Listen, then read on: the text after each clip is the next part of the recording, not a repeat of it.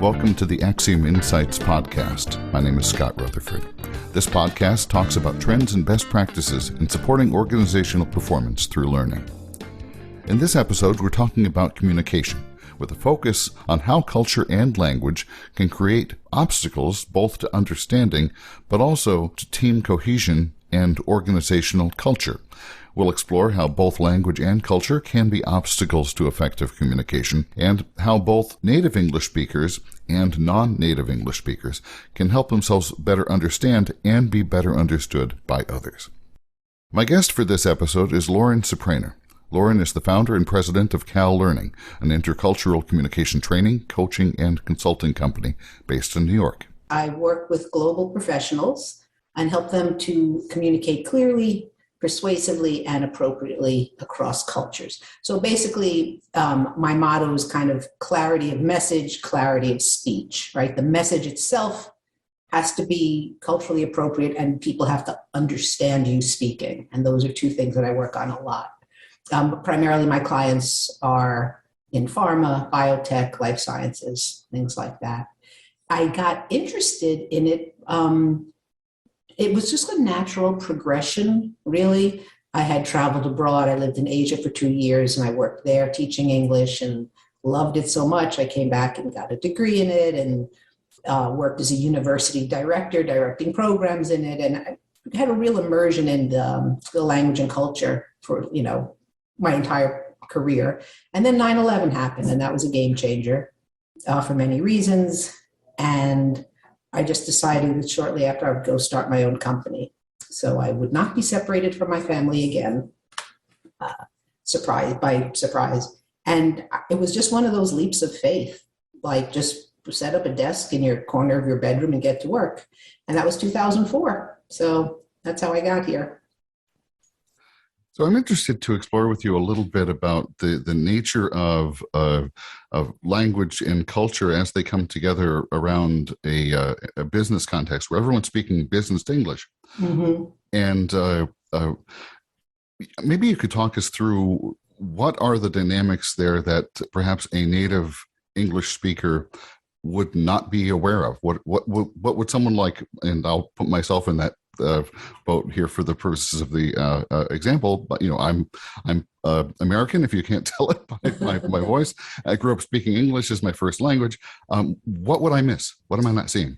So I think what's really interesting is it's not just the English speakers are missing, it's both sides of the conversation are missing out. And very often, Americans very often tend to think of diversity as the other people, that they're different, when in fact we are all different, right? And that the American style of communication is just a style of communication. And non-native speakers and native speakers have to find like a middle ground. The thing is that native speakers of any language, not just English, but their language kind of sets up their frame on the world. And how they interact in the world, the combination of their culture and language. And they're completely oblivious to it because they're native speakers. That's just the way things are. So in business communication, there are two areas that really impact communication, cross-cultural communication. So one is communication itself. They're called language functions, right? So language is like the words and the ways, right? The words are the grammar and the vocabulary and the spelling, and the ways are really the cultural component. So language functions are how our culture uses those words. So for example, how do I say no is a really hard one for a lot of non-native speakers, right? And as an American, you say no, right? But that's, how do you say no is being direct, is difficult. How do you make a request? How do you make a suggestion? How do you interject in a meeting? And all of these things that any native speaker would know and be able to do easily are not taught explicitly to non-native speakers. Non-native speakers, when they learn a language, generally are learning the words and the grammar, and not necessarily the nuanced language functions of how to be persuasive, things like that.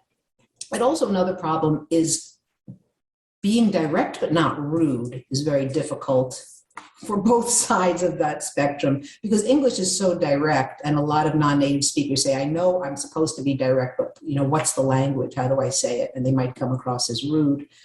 Americans who are just being very direct in their natural conversation might be perceived as rude. So that direct speech is also, one type of problem. And from the cultural orientation, because there's the communication, right? How do I use the language functions, and then the cultural orientation.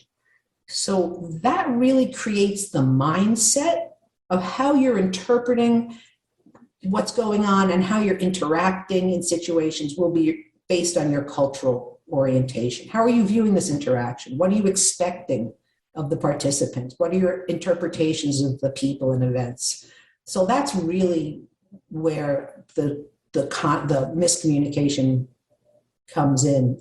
And Lauren says an important part of this are the differences between high context and low context cultures, and how that influences how people interpret the dynamics of communication. This is a very general framework that I always encourage clients to use kind of as a first best guess when you're in an interaction, for cross-cultural interaction.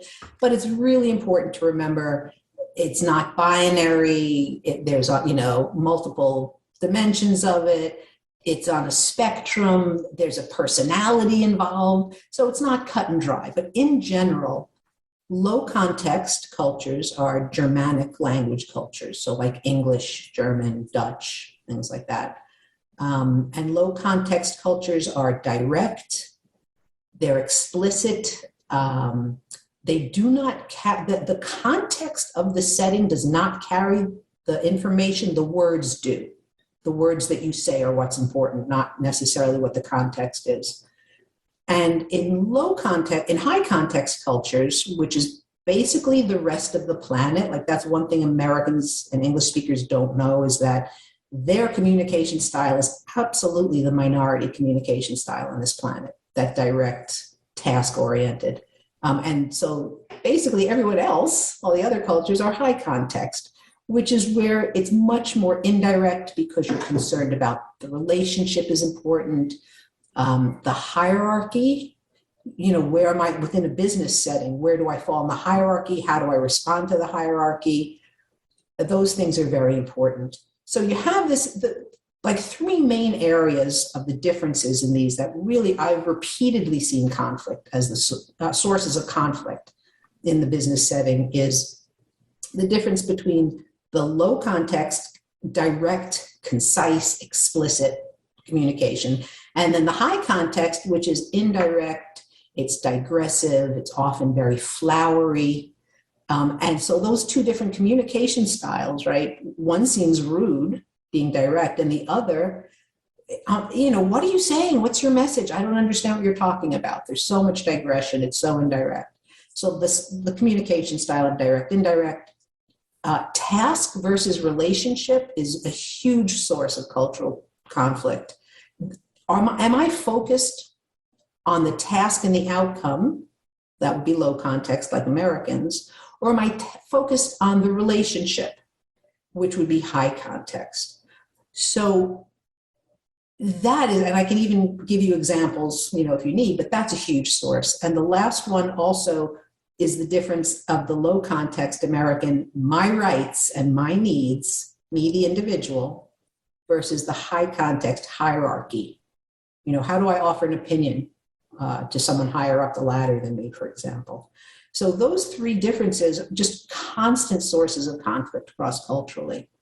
And as we were getting ready to sit down and record this podcast episode, you used a phrase, I'm going to probably misquote you, so you can correct me, but okay. The dynamic, which I thought was fascinating, was the idea of two groups of people or a group of people all coming in from different perspectives and speaking in different languages using English words. Yes. And I thought that was a fascinating way to put it. Yeah, it's really interesting. I don't know if I told you this, but I had an interview with a company, and the man I was dealing with was Indian Hindi speaker. And we were talking about business writing, and he was saying about, I really like the fluff. I like the fluff of business writing. I like the how have you been and how's your family? And I said, okay, but in business English, the very first thing you cut is the fluff. and he was not having any of that. But what I realized after, what he wanted to do was have Hindi communication with English words. And that's a real source of miscommunication, right? You think, oh, they're speaking clearly, but their cultural style is completely different. How important, their perception of what's going on, and if you're being rude or if you're being indirect, all of that is through your cultural filter. But people say, well, why are we not communicating? We're speaking the same words, right? But it's that cultural orientation, that cultural filter. Absolutely. And to maybe take that example a little bit further, what someone coming from India might think of as appropriate and necessary to set the context of a communication, I might consider oversharing as an American. Absolutely. That's another thing I try to share, because I think it's important. Like I said, it's not just Americans learning about them, it's them learning about America. It's everyone learning about everybody, right? And that it goes back to that task orientation. I don't want to share my relationship information with you. I'm here for the outcomes of a task, and that's it. I don't want to have to tell you how my kid's doing. It's my personal business. And so that's also another, that affects the relationship.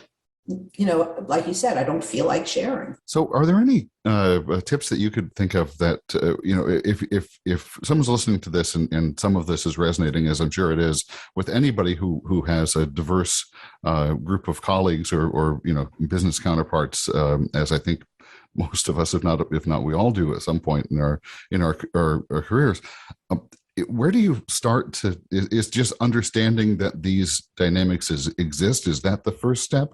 How do you get your arms around this? Because it does seem like it could have massive, right? infinite facets, right? So a couple of things. You have to have audience awareness.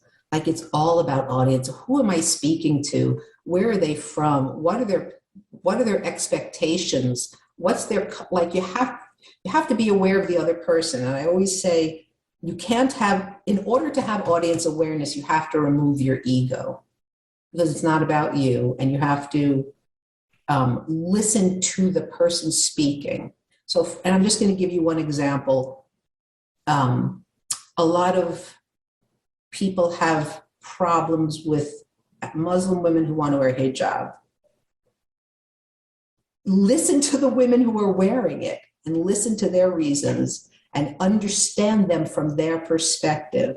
It doesn't mean you have to agree. It doesn't mean, but you do have to respect and you do have to listen. And that's like the baseline. Just the idea that you don't have to agree to be respectful, I think, is really a big thing. Listening, paying attention, removing your ego from the situation, being quiet and listening. Just be quiet. That's the greatest advice I can give. So those are just general, and the willingness to learn, the willingness to see from someone else's perspective, or at least try to get a better understanding. And once someone feels heard, that just changes everything, right? Then they really feel like they belong.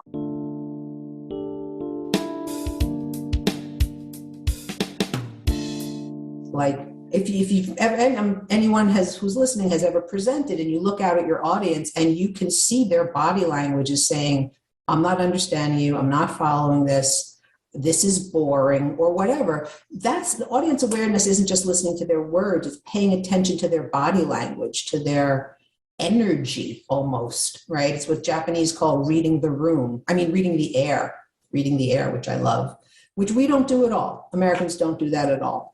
So that would be your first step. It's also, I have found helpful, if you think things are going sideways, to try and clarify and understand, give the person an opportunity to express themselves fuller. I'm a little unclear about this. Could you please tell me more about that is just the greatest sentence ever. Because it acknowledges the other person. It gives you a chance to figure out what's going on instead of jumping to your conclusion. And then you can kind of tweak it. I'm not going to say this, I'm going to say this. But being fully aware of their responses, not just their words, their body language, their energy. You know, can you tell me more about that? Even things like that would really be helpful. Yeah, tell me more about that, and then listening and reading the air, I think is the phrase you use, which I like. Yeah. So taking the time to absorb what you get back. Right. And also learning. I mean, you have to actively seek to learn about the different cultures. Like that's kind of walking into any general problem that you're saying, you know, we're going sideways, but start looking for, I call them generalizations, which are different than stereotypes. Generalizations are when you're looking for common patterns that you might be able to expect. So you can at least, I call it the first best guess, right? So for example, if I start a communication with someone who's from Latin America, I'm going to guess that there's going to have to be some small talk relationship stuff, and that I'm not going to talk business over lunch. I mean, I'm going to have certain expectations. That's my first best guess. If that person doesn't fit that generalization, then I'm open to learning and changing. But it really helps to be like, oh, okay, you know, my experience is that Canadians will behave this way, and my experience, and that kind of gives you a way of judging how you should react. For example, I know if I'm talking to a Hasidic man, I don't put my hand out for him to shake it because they don't shake hands with women. And so why would I want to make him uncomfortable? Serves no purpose. So even that, just building up an awareness, kind of a filing, keeping a list of, you know, traits that you recognize and can perhaps expect, and how can you be comfortable within that and make them comfortable within that as well. Which is a starting point, I would imagine, and then of course in the moment you respond to how that sort of unfolds, because, you know, as you were saying earlier, it really is about everybody meeting in the middle, and so you can have a starting point of how you expect that might go, and then react to how the other person might be trying to adapt to you. Yes. And I mean, this is so basic, I can't believe I have to say it, but so many people don't realize it. The only person you can change is yourself. That's it. Full stop. So if you're waiting for the, you know, shy Asian person to suddenly just start volunteering information in large group settings, you're not going to have as great success as a trainer than if you put them in smaller groups to start, where they're not on display. This has been my experience. Just that type of awareness, and what's the best way to make that person feel comfortable so that the interaction that you want can continue successfully. And so I wanted to ask Lauren more about how this type of training and coaching changes depending on how it's being delivered, whether it's coaching one-on-one, working with a small group, or trying to facilitate broader change within an organization. The one-on-one stuff is very specific to the exact needs of the person I'm coaching. Some of them do a lot of presentations. Some of them don't even, you know, want to work on their clarity of speech because they give so many public speaking events. So there's a variety of things. The group work that I do is very often really foundational. I mean, maybe it's foundational to me because I do this all the time, but it's very eye-opening just to be bringing awareness as kind of a foundation of, oh, okay, you know, your direct speech, how does that translate into business writing? Well, we put the purpose of our email in the very first sentence. Many non-native speakers put it at the very end. So that could be confusing, like very specific. How is the language used? I do with groups, like they really need the language to use, what to say, the words, because they understand the ideas. They say every culture training I attend, they say, speak directly. What does that mean? What do I say? And how do I do it? So a lot of very practical language that they can use. I use a lot of case studies because I find that people relate to them and they're more quick to volunteer an analysis of a case study than to share their own experience, especially if they're in a company and they're talking about their manager, right? And everyone knows who it is. It's very different than a typical experience that everyone shares. So that's kind of helpful for the for groups. A lot of it is about cultural awareness, the basic differences, how that affects communication, a lot of self-assessment. Where do you see yourself in all of this is very important. And basic things like, the whole direct, concise, and explicit in speech, in your writing. So that's one part. Another part is also, like I said in the beginning, clarity of message and clarity of speech. There are a lot of non-native speakers who really are just not understandable. And that depends on your job. How important is it to be understandable? So, for example, a bench scientist who's just working with his team has very different needs for clear speech than someone who has a public face for the company. And I can give you one example that I love. I was working with this Chinese team, and they were telling me about a project. Eintuna was their project. And I said, okay, the name of your project is Eins Tuner. It's not, and so they said, look, if everyone on this team wants to call it Eintuna, what difference does it make? And I thought that was really eye-opening because it's true. Like, they just need to communicate on their team. So if the whole team, they're all Mandarin speakers and they all want to call it Eintuna, who cares? They're communicating, right? So what's their need as well? And for people who have clarity of speech problems, the whole set of workshops, again, based on very practical, what are you saying? How do you give a presentation that's clear? The stress and intonation is the bulk of it, really, which is very important in English and often absent in other languages. And, I think that it's so important that it's not just about teaching global professionals how to work in America. It's about teaching Americans how to work with global professionals. It's a community. It's not just us and them. It's interesting talking about this in the context of some of the broader issues that we deal with in learning and development. Talking about DEI obviously is also many faceted, including issues about generational communication differences. Absolutely. Someone who is of the boomer generation speaks and prioritizes messaging very different than someone who's a Gen Y, or even someone who's an X or millennial, whoever. So there are opportunities for meeting others in the middle or understanding the communication styles and preferences, even within a culture among generations, right?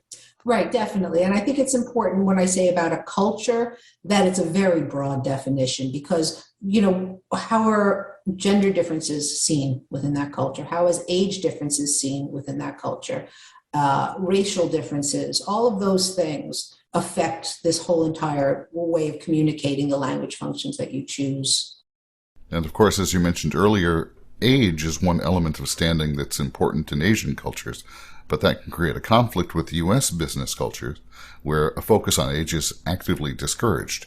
Right, absolutely. And that plays to what I said, one of the biggest conflict areas is hierarchy. Age absolutely falls under hierarchy. Gender falls under hierarchy. Age falls under hierarchy. Your position in the company, of course, itself on the chain of command is hierarchy. But I have a really great example that I'd like to share about that. I was working with Korean woman. She was young. She was a dynamic go-getter, zooming up the corporate ladder.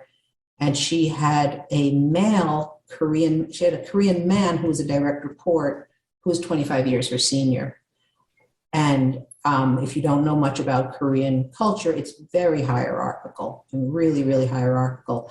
And so there were so many issues at play here, right? She was a woman, he's a man. She's younger, he's older. She's the supervisor, he's the direct report.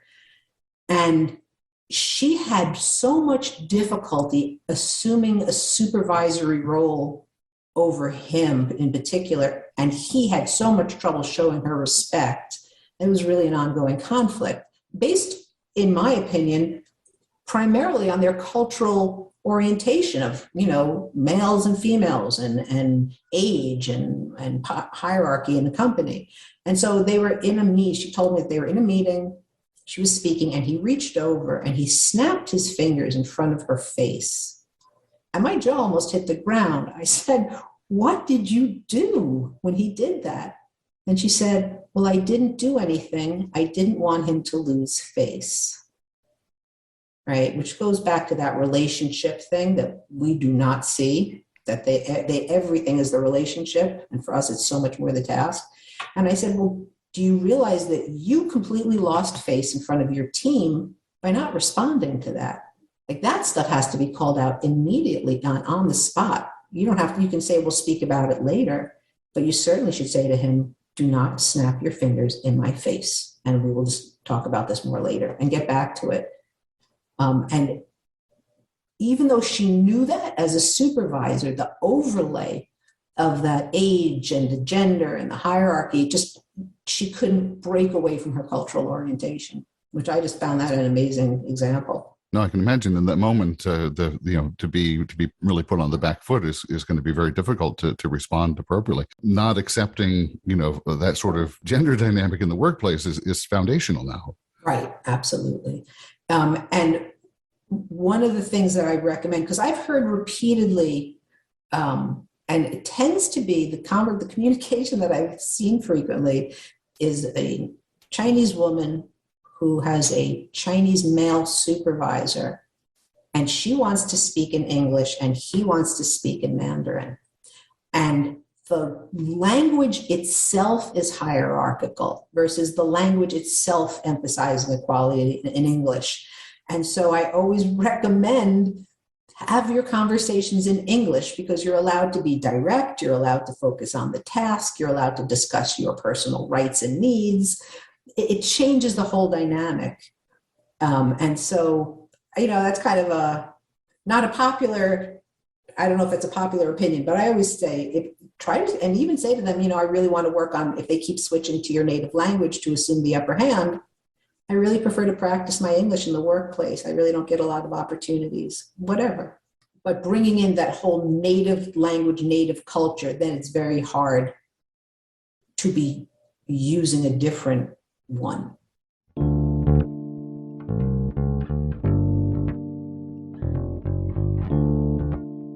One thing that I thought is really fascinating, just from a linguistic standpoint, is the growth of English due to globalization, right? So now you have, daily Zoom calls where no one on the call is a native speaker of English, but they're using English to communicate. And that's now very different in many ways from native English speakers. I was just checking an email for a client that he had asked me about, and I scroll down and it's written from a Chinese woman from, China, and she signs off like, "Thank you very much so kindly for your attention, with best and kind regard." I mean, it's lengthy, just like sincerely. And so that is now an accepted norm, because that's what high context people are agreeing, that native speaker speech is pretty rude and we don't want to use it the way they use it. I had I was coaching a person and I got an email from his supervisor, who's also a non-native speaker, right? And it gets confusing when the whole chain of command are non-native speakers. And she was really angry. She said, what is this email below? I got this on a Saturday. What is this? He can't write like this. This is completely inappropriate. And I scrolled down and he had written to his supervisor, "Do you want to cancel the meeting? I want to cancel the meeting." And I was like, oh my God, this woman was flipping out over this. And I thought, okay, maybe because he's a subordinate, do you want to cancel the meeting? I would prefer, right? You can offer his preference. But I said to her, it is 100% okay in any context at all for an American to ask, "Do you want?" And it is not rude. We're actually just seeking information so we can help you. And her response was, "Well, I know, but I really don't want to have him lose his kindness or whatever." And so it's really interesting, this idea of, native speakers not owning the language, which is actually kind of like a comeuppance. I think it's kind of a karmic comeuppance to have other people changing your language. But things like, I was reading this the other day on LinkedIn. This was great. Non-native speakers having a whole discussion of whether it's take a decision or make a decision. Now, I know Americans say to make a decision. I don't really care which, because my whole thing is like, if it doesn't interfere with understanding, it's irrelevant. You're going to understand the message either way. But there was this whole long explanation by non-native speakers who were just 100% sure that you take a decision when it's just your own. No. You make a decision when it's your own, but you take a decision when it's two or more people. And the native speakers are like, what are you all talking about? Right? But everyone's agreeing on it. So I think it's really just fascinating to see. Well, and we don't even agree on that in native English, the American make versus the British take a decision.